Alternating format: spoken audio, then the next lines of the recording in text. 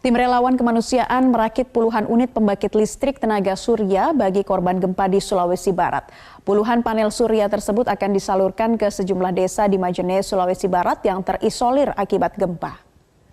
Tim relawan dan bantuan kemanusiaan mahasiswa Fakultas Teknologi Industri Universitas Muslim Indonesia atau FTI UMI Makassar, Sulawesi Selatan merakit pembangkit listrik tenaga surya. Perakitan ini dilakukan di posko induk relawan FTI UMI di Tunda, Kecamatan Banggai Timur, Kabupaten Majene, Sulawesi Barat. Koordinator relawan Zakir Sabara mengatakan panel surya ini bisa mengaliri listrik di tenda pengungsian maupun rumah warga. Sebab aliran listrik di sejumlah desa di Ulumanda, Majene yang terisolir dan jaringan listrik masih terputus akibat longsor. Rencananya pembangkit listrik ini akan disalurkan dan dipasang untuk mengaliri listrik pengungsian korban gempa.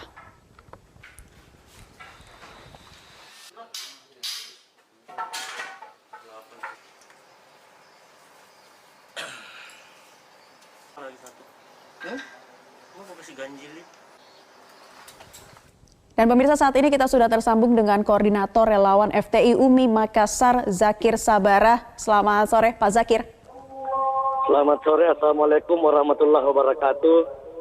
Waalaikumsalam warahmatullahi wabarakatuh. Pak Zakir, bisa diceritakan dulu bagaimana nih Pak bersama dengan teman-teman tim relawan dari FTI UMI akhirnya kemudian tergerak hatinya untuk membuat panel surya untuk membantu warga korban gempa di sana.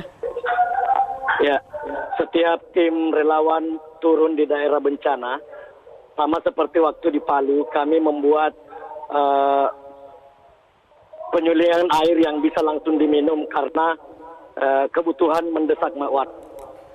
Sesuai dengan hasil survei dan asesmen tim, kebutuhan mendasar juga adalah listrik karena selain listrik transportasi dan komunikasi terputus. Olehnya kami berniat merakit itu dan alhamdulillah direspon oleh Dewan Masjid Indonesia, Perhimpunan Tionghoa Indonesia, Forum Dekan Teknik Indonesia, Persatuan Insinyur Indonesia, dan keluarga besar putra-putri Polri.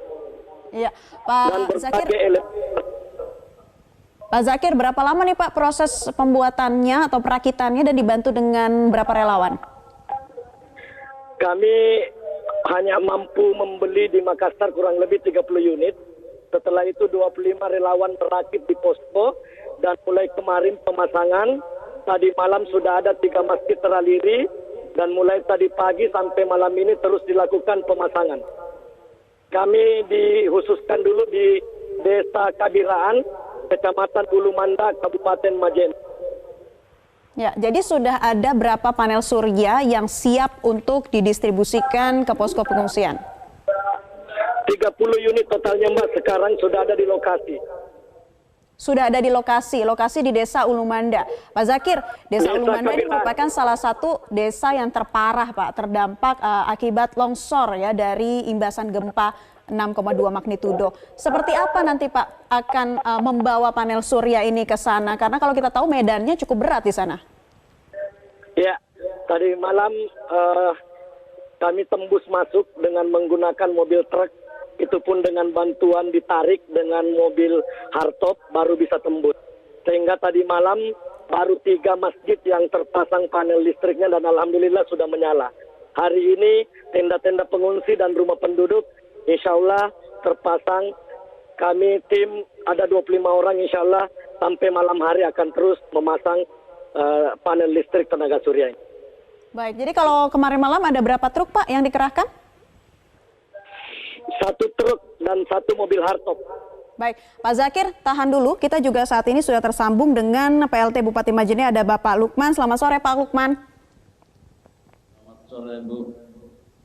Ya, Pak Lukman, bagaimana nih Pak tanggapannya melihat banyak relawan yang bahu-membahu memberikan bantuan kepada korban terdampak gempa di Mamuju dan juga Majene, khususnya di Majene. Ini salah satunya ada FTI UMI Makassar. Seperti apa tanggapannya? Ya. Beberapa hari terakhir betul di Kabupaten Majene telah mendapat banyak bantuan dari berbagai komunitas relawan dan termasuk dari Bumi tadi. Alhamdulillah kita selaku pemerintah Kabupaten Majene berterima kasih banyak atas perhatian dan bantuannya luar biasa. Mereka telah melakukan aktivitas di Majene dan memberikan layanan dengan listrik tenaga surya tadi.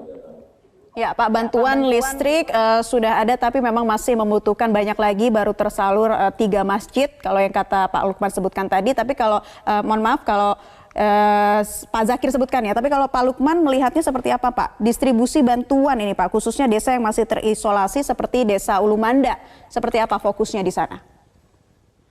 Bantuan sembako atau tenaga surya? Distribusi bantuan, Pak, apa saja yang sudah dilakukan?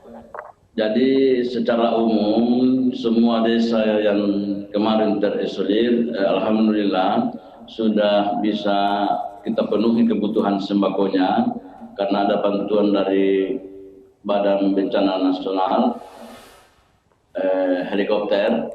Jadi sembako atau logistik yang ada di Kecamatan Malunda dan Kota Kecamatan di Salotambuk kemarin telah kita bisa distribusikan ke daerah-daerah yang terisolir lewat fasilitas helikopter kemarin. Ya, Pak Lukman, terkait dengan penanganan pengungsi seperti juga masalah-masalah lainnya nih Pak ya, persoalan kesehatan atau juga permasalahan teknis yang perlu ditangani selama masa tanggap darurat yang diperpanjang oleh BNPB, bisa Anda jabarkan kondisi di Majene secara umum bagaimana tentang penanganannya? Ya, alhamdulillah untuk penanganan sektor kesehatan kami juga mendapat bantuan dari berbagai perguruan tinggi, baik yang ada di Sulawesi maupun Kalimantan, tenaga-tenaga dokter, bahkan ada dokter ahli. Kemudian ada juga Kapolres Sakit Terapung dari Angkatan Laut telah kami terima juga, dan mereka semua beraktivitas di seluruh desa di daerah-daerah yang terdampak. Dan alhamdulillah penanganannya tadi sesuai laporan Kepala Dinas Kesehatan tadi pagi ketika rapat evaluasi, penanganan sudah dilakukan dan hampir semua desa-desa itu tim-tim medis kita baik dari kalangan Pemda Majene maupun dari tenaga-tenaga luar telah banyak berkontribusi dan melakukan penanganan terhadap masyarakat yang sementara mengungsi. Oke. Tahan dulu Pak Lukman, saya ingin kembali ke Pak Zakir. Pak Zakir, ini rencananya akan didistribusikan ke berapa desa nantinya Pak panel surya ini? Untuk 30 unit ini kami fokus di Desa Kabiraan untuk 3 dusun, Mbak. Karena 1 unit itu hanya mampu menjangkau kalau rumah 1 unit itu 100 watt, Pak. Jadi 1 unit 100 watt ini bisa digunakan untuk apa saja, Pak? Untuk 10 tenda, kalau tenda pengungsi, untuk 5 rumah kalau rumah warga. Karena kalau rumah 2 titik, Mbak, 2 titik mata lampu. Kalau tenda 1 titik mata lampu. Jadi 30 ini kalau tenda pengungsi bisa mengaliri listrik 300 tenda pengungsi. Kalau rumah 150 rumah. Baik, kembali ke Pak Lukman. Pak Lukman, ini daerah-daerah mana lagi nih Pak yang perlu pasokan listrik begitu, dan bagaimana kan kebutuhan listrik di desa yang masih terisolir di sana? Jadi terhadap desa-desa kami yang ada di Malunda dan Ulumanda, sebenarnya sudah banyak yang terlayani listrik oleh pihak PLN. Namun karena persoalan banyak jalanan yang longsor, sehingga pihak PLN ada kesulitan untuk menjangkau desa-desa tersebut. Pihak PLN sebenarnya sudah menyatakan siap untuk menerangi seluruh desa yang memang selama ini terfasilitasi listrik dari PLN, tetapi dan mereka terhambat karena persoalan jalan yang belum bisa mereka lalui. Dan kami selaku pemerintah daerah telah berkomitmen untuk segera membenahi jalanan sehingga para pihak atau para petugas-petugas dari PLN segera bisa masuk untuk melakukan pembenahan dan segera bisa menyalakan listriknya. Namun kepada pihak UMI kami mengapresiasi, terima kasih telah melakukan langkah cepat untuk bisa segera masuk ke daerah-daerah terisolasi untuk memberikan pertolongan pertama berikan pelayanan pertama untuk pemenuhan listrik buat masyarakat kita yang lagi terisolir. Baik, berarti akses transportasi yang masih membutuhkan pembenahan lebih lanjut. Dan Pak Zakir, silakan mungkin Pak Zakir, apa ya harapan ini ke depan dengan kemudian bantuan dari para relawan di sana, dengan akses transportasi yang nantinya akan segera dibenahi dari PLT Bupati yang disampaikan barusan tadi? Ya, kita berharap pemerintah bahu-membahu, baik pemerintah kabupaten, provinsi maupun pemerintah pusat, untuk segera membuka akses jalan dari reruntuhan longsor yang menuju 6 desa terisolasi. Sekarang sudah bisa beberapa titik dilewati, tapi masih sangat berat, masih kesulitan mobil biasa untuk melewati. 6 desa ini sangat penting infrastruktur jalan, infrastruktur listrik untuk dibenahi karena ini menyangkut hajat hidup orang banyak. Saya kira ini menjadi penting dalam masa tanggap darurat kedua yang dikeluarkan oleh pemerintah setempat. Agar distribusi bantuan tetap lancar.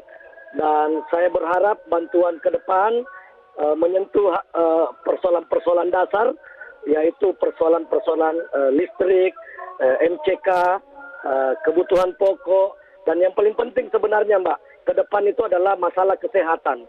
Karena ini sudah hampir 2 minggu, ini rentang sekali terutama anak-anak dan orang tua atau manula di 6 desa terisolasi, itu yang khusus di Kecamatan Ulu Manda, belum lagi di kecamatan yang lain, yang ada 2 kecamatan di Kabupaten Majene dan 1 kecamatan di Kabupaten Mamuju yang masih sulit aksesnya untuk distribusi bantuan dan sebagainya. Ya.